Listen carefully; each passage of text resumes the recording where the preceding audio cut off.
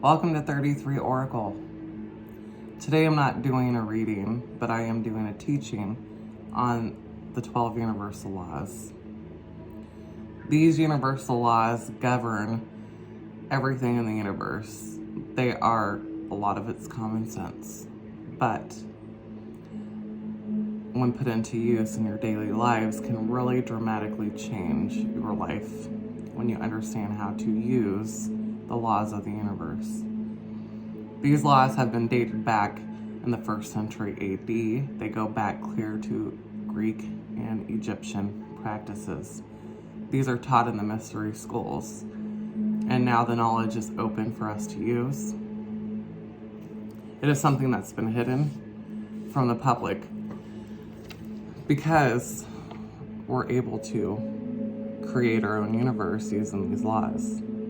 Okay. So, the number one law is the divine oneness. Knowing that we are all connected and that we are all one. We are connected with Source, Spirit, within us. We are one. The birds, the trees, the animals, the other humans, even in a negative form, even in a negative state, we are connected to them. They are a part of us. They branch off the same tree. Just like trees have roots and are able to communicate, we are all interconnected and we all affect each other. When you can realize just how connected you are to everybody, you can understand the quantum physics of divine oneness. Number 2 is the law of vibration. The law of vibration speaks about frequency. This is your vibe. Our vibes. This is where we get our vibes from. But really, it comes down to energy. Quantum physics again. Knowing that if we raise our vibration to a higher speed, which is lighter, this is a lighter vibration. It doesn't hold resentment, guilt, shame. It doesn't hold anger or bitterness. It's more positive thinking, attracting more positive things into your life. It's able to receive, being at a higher vibration. You also are able to communicate with God, Source, Spirit at a higher vibration. Number 3 is the law of correspondence. The law of correspondence talks about patterns and the mirrors of people in our lives. The patterns of behavior that need to change. It is our teaching. It is something we have to learn from. We have a law of correspondence because it helps our evolutionary growth.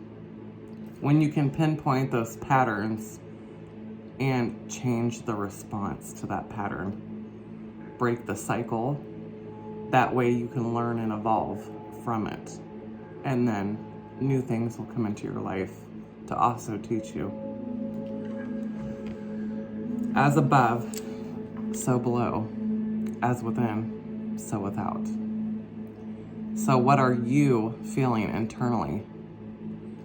Know your patterns and figure out how to break them.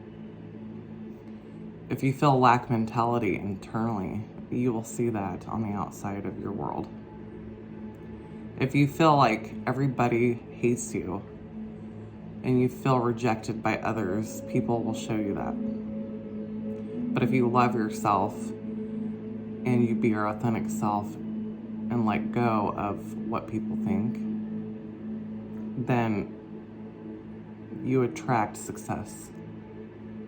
And people like you because you're authentic. It is all about how we feel and how we feel about ourselves. Your family may mirror these things to you. They may confirm how you feel because you are projecting that. Number 4 is the law of attraction.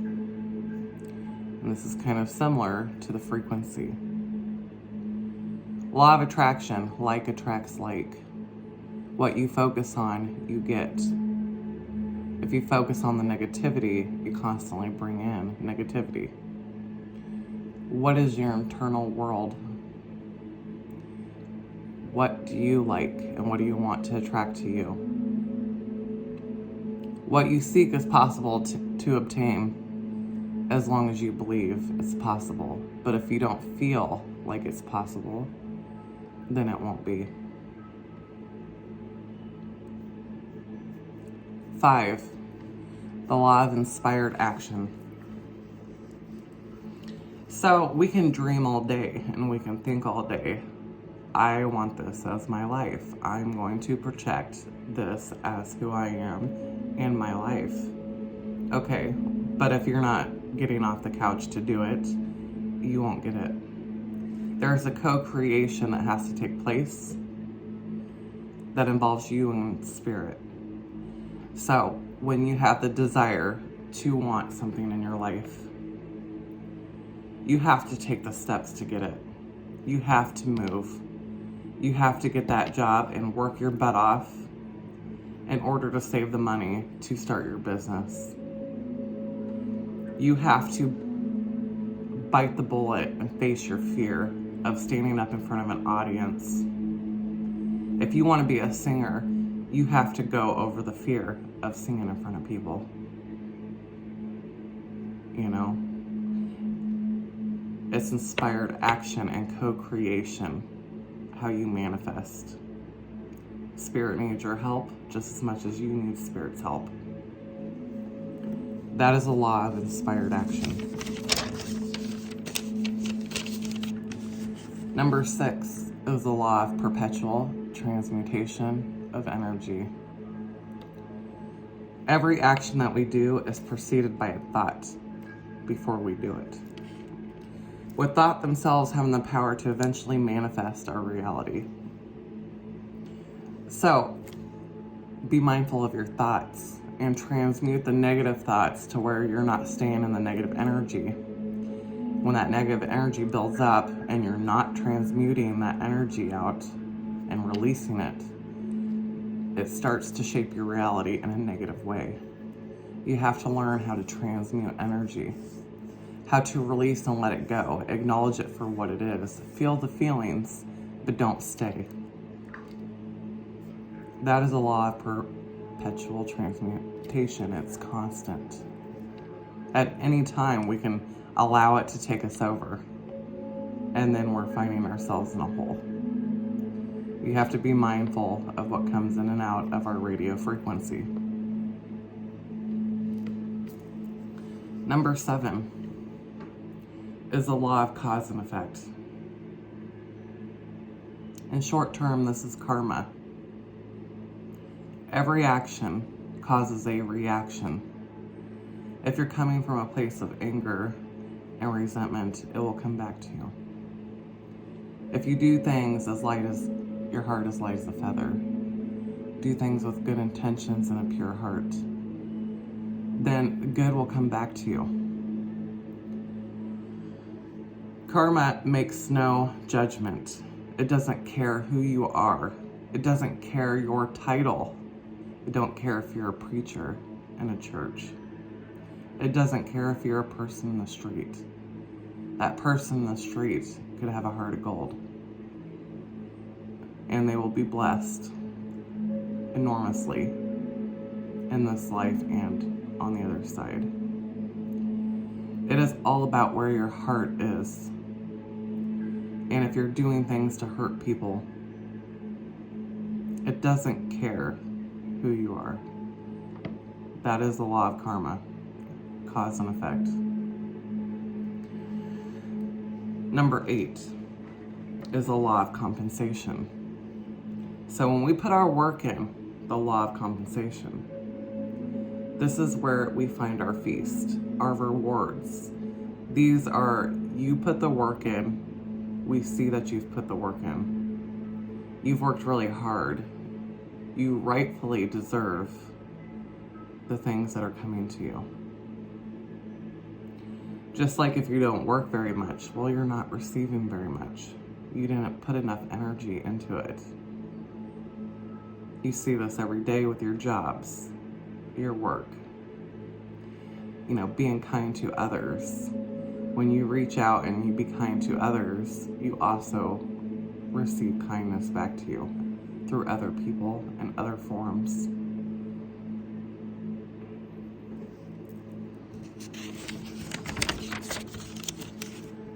Number 9 is the law of relativity. The law of relativity talks about comparison, perspective, and perception. This is where we get our desires from. This is the influence. This is comparing to the Joneses. Oh, why do they have that big house? Why do they have this? Why do they have that? Well, instead of holding jealousy and envy in your heart, look at it as inspiring. Use it as your inspired action to actually take the initiative to work, to get, it helps you set your goals. Make that a goal. Use it as an inspiration instead of wondering why they have what they have. I'm sure that they've worked for it in some way or another. Number 10 is my favorite. This is the law of polarity. The law of polarity is the opposites. Everything is dual in nature. The black and white. The black and white. The law of polarity speaks about the good and the evil. The love and the fear. The warm and the cold. The solid to the liquid. The black and the white. The key is that these are all two sides of the same coin. We have them both internally. Inside us all is good and evil, or negative and positive. The key statement to which wolf will you feed? There's addictions, there's, these things. The key to that is keeping balance. Keeping it in balance. We can go either way. I can be extremely positive, and that's toxic, okay? Too much positivity is toxicity. Too much negativity is toxicity. It's more visible on the negative side. That's how the world sees it, this trending culture. But the key is that without the darkness, you can't appreciate the good. You wouldn't know the light if you've never experienced the dark. That is a fact. The dark teaches us lessons. That way we can ascend to the light and appreciate it when we have it. The balance is to understand that people you see going through a hard time, they're being taught how to grow. So quit judging them. In fact, give them a helping hand.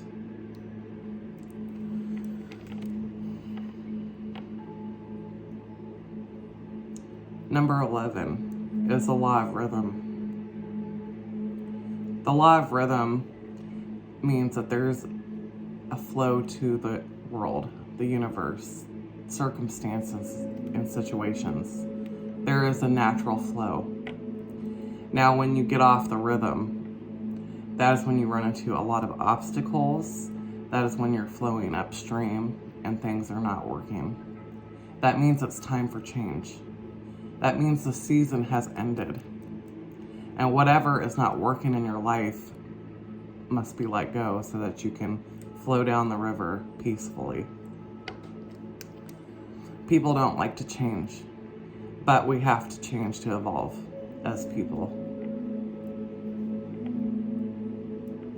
Number 12. This is the law of gender.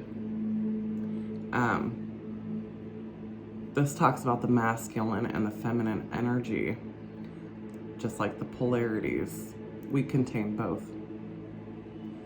Masculine energy, too much of it causes ego. You see big egos, logic, controlling natures, controlling the masculine. And then we have the feminine that's nurturing and passive and submissive and healing. Too much feminine can be over passive, over submissive, over clingy, and jealous. When we can contain both and get an equal balance and know when we need to use our logic and when we need to use our feminine side, when we need to bring in the healing in nature. It doesn't matter if you're a man or a woman, we carry both. Know when it's time to take a break and nurture yourself and others. That is the 12 universal laws. You can incorporate these mindfully into your daily lives. Really, it comes down to the power of your thoughts and being mindful of the way you treat people and speak, the way you feel internally, taking care of your internal self to make an outwardly change. Now, you're not going to get it on the first try. No, it takes work. It's reprogramming and being conscious of yourself entirely. Being conscious of where your thoughts linger. And also becoming conscious of your own behaviors. We don't get it overnight. We will continue to learn until the day we die. We will continue to fall and get into the negative cycles. There to teach us. You have to just get back up and not stay there very long. We are humans. We are not immortals. But we can use this to our advantage to help create a better world if used properly. And that is the goal. If you resonate with this, if you learn anything, hit that like and subscribe, and I will see you soon.